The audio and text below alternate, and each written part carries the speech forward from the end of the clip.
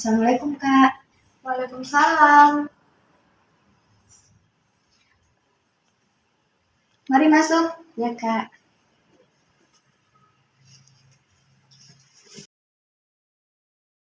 Kamu Nanda kan dari kelas 11 Merdeka 8? Iya Kak, saya Nanda dari kelas 11 Merdeka 8. Sebelumnya Nanda, kamu pernah masuk di ruang BK?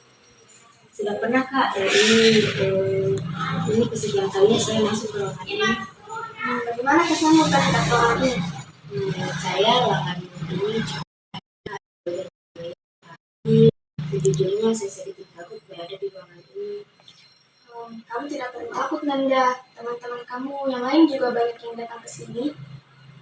Iya Kak, kamu tidak perlu takut dan ragu datang ke sini untuk berkonsultasi dengan kakak, karena kakak di sini sebagai konselor. Tugas kakak itu untuk memberi layanan dan membantu siswa untuk menghadapi masalahnya atau kesulitan dalam mengambil keputusan. Oh, begitu ya Kak. Menurut kamu, apa peranan konselor dan konseli di dalam proses konseling ini?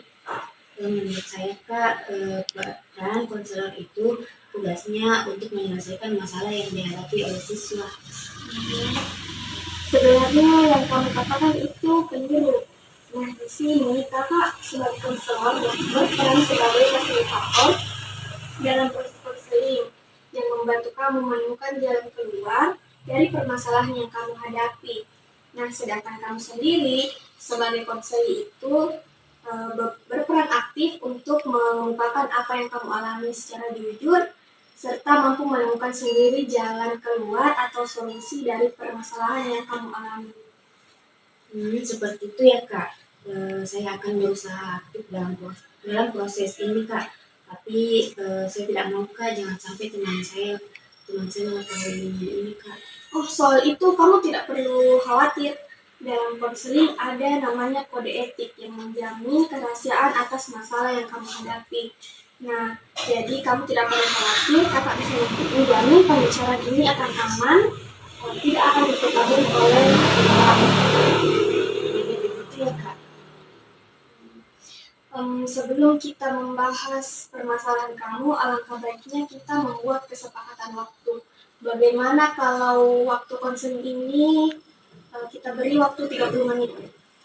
Iya Kak, saya rasa 30 menit itu sudah cukup. Baiklah, kalau begitu kita sudah menyepakati waktu digunakan dalam proses konseling ini. Nah, sekarang coba kamu ceritakan masalah apa yang sedang kamu alami. Saya merasa bingung dengan melihat tersebut Kak. Belakangan ini saya sering dimarahi oleh guru saya Kak. Sering dimarahi, kenapa? Mungkin karena saya jarang mengerjakan tugas Kak. Coba kamu ceritakan hal-hal apa yang membuat kamu tidak bisa mengerjakan tugas. Saya merasa bosan belajar Kak. Mulai dari jam 7 pagi saya sudah berada di sekolah dan belajar. Setelah pulang dari sekolah saya masih mengerjakan tugas-tugas dari sekolah Kak. Oh, jadi kamu merasa bosan dengan aktivitasmu yang itu-itu saja? Iya Kak, kalau saya bosan, saya lebih memilih tidur daripada mengerjakan tugas. Selain itu, saya lebih memilih untuk bermain bola bersama teman-teman atau teman saya daripada harus mengerjakan tugas dari sekolah. Saat kamu tidur lebih awal, apakah kamu menggantikannya dengan bangun tengah malam atau dengan bangun subuh untuk mengerjakan tugas kamu? Iya Kak, saya bangun seperti biasanya. Jadi meskipun kamu tidur lebih awal, kamu tetap bangun seperti biasanya dan tidak mengerjakan tugas. Iya Kak, saya tahu bahwa apa yang saya lakukan itu tidak tepat, tapi itu membuat saya merasa nyaman. Saya juga sadar Kak, seharusnya saya belajar dengan giat, karena sebentar lagi saya akan ujian. Kamu mengatakan kamu harus giat belajar untuk menghadapi ujian. Nah, tapi kamu merasa nyaman tidur lebih awal dan tidak mengerjakan tugas. Iya Kak, saya bingung saya harus bagaimana. Saya takut gagal pada saat ujian nanti Kak. Terus saya butuh motivasi yang bisa membuat saya rajin belajar. Kamu butuh motivasi untuk belajar karena kamu takut gagal dalam ujian kamu. Iya Kak, kalau saya begini terus saya akan gagal dalam ujian. Jadi kamu merasa tertekan menghadapi ujian? Iya kak, saya takut gagal. Kalau saya gagal, orang tua saya pasti akan marah dengan saya dan teman-teman saya akan menjauhi saya kak. Oh, kakak mengerti dengan perasaan kamu. Berdasarkan cerita kamu tadi, kamu mulai bosan karena belajar karena jadwal belajarmu yang terlalu padat. Namun, kamu merasa takut gagal dalam ujian karena kamu tidak tahu harus bagaimana dan kamu tidak tahu harus bagaimana agar semangat lagi. Betul itu. Iya kak, betul-betul kak. Kakak paham dengan apa yang kamu alami. Sekarang pada dasarnya itu kita memang akan mudah bosan ketika mengalami aktivitas yang itu saja. Nah, apalagi di umur kamu yang sekarang ini, suka mencoba hal baru dan menyenangkan. Orang-orang biasanya memanfaatkan weekend untuk berlibur, kumpul dengan keluarga, ataupun jalan-jalan dengan teman untuk menghilangkan rasa penat karena aktivitas yang membosankan. Iya juga sih kak. Nah, sekarang coba kamu pikirkan hal apa yang membuat kamu semangat. Biasanya saya mendengarkan musik atau bermain futsal dengan teman-teman saya kak. Nah, Nanda sudah tahu hal yang membuat Nanda ini bersemangat. Jadi, apa rencana kamu untuk menghilangkan kebosanan kamu itu dalam belajar? Mungkin saya akan mengulang jadwal belajar. Mungkin saya akan mengulang jadwal belajar saya kak dengan baik sekali menggunakan musik atau pada saat mulai bosan belajar dan bermain futsal dengan teman-teman di sekolah saat waktu istirahat.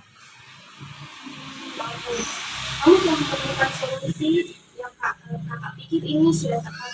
Dan apakah kamu mau melakukan ini dengan solusi? Tentu saja kak, saya ingin menjadi siswa yang teladan. Kakak yakin kamu pasti bisa. Kamu pasti tahu apa yang terbaik untuk kamu. Baik kak, saya senang sekali jika hal ini benar-benar bisa saya laksanakan dengan baik. Saya berjanji akan giat belajar agar bisa sukses dalam menghadapi ujian. Kakak senang sekali mendengar antusiasmu. Nah, sekarang apa masih ada yang ingin kamu sampaikan? Saya rasa ini sudah cukup kak. Nah, berhubung waktu kita sudah habis, mari kita akhiri proses konseling ini sampai di sini. Nah, sebelumnya mari kita simpulkan hasil pembicaraan kita tadi. Diawali dengan Nanda mengatakan bahwa prestasi Nanda ini menurun, semua itu diakibatkan karena kamu merasa jenuh dengan jadwal pelajaran yang padat dan tidak memiliki semangat belajar. Nah, kemudian dalam mengatasi masalah ini, Nanda akan berencana untuk mengatur jadwal belajar, sesekali mendengarkan musik, dan bermain futsal dengan teman-teman Nanda di sekolah jika waktu istirahat. Nah, bagaimana Nanda? Iya kak, saya akan berusaha agar kejenuhan belajar yang saya rasakan sekarang ini bisa segera saya atasi dan semangat lagi untuk belajar. Nah, kakak senang sekali mendengarnya. Bagaimana perasaan kamu sekarang? Saya juga merasa senang dan lega kak. Sekarang saya sudah tahu apa yang harus saya lakukan. Jadi setelah konseling ini berakhir, rencana apa yang akan kamu lakukan? Saya akan memulainya dengan belajar ulang jadwal belajar, sesekali mendengarkan musik saat bosan belajar, dan bermain futsal dengan teman-teman di sekolah pada saat waktu istirahat kak. Bagus. Semoga kamu bisa sungguh-sungguh dalam menjalankan rencana ini ya. Nah, kalau begitu sesi konseling ini sudah berakhir. Dan dengan ini kita dapat mengakhirinya dan jangan sungkan lagi untuk datang menemui kakak di ruang BK ini jika memiliki kesulitan. Terima kasih banyak atas apa yang kakak sampaikan. Saya merasa senang dan lega. Sekarang juga saya sudah tahu apa yang harus saya lakukan. Kalau begitu, saya permisi ini kembali ke kelas kak. Baik.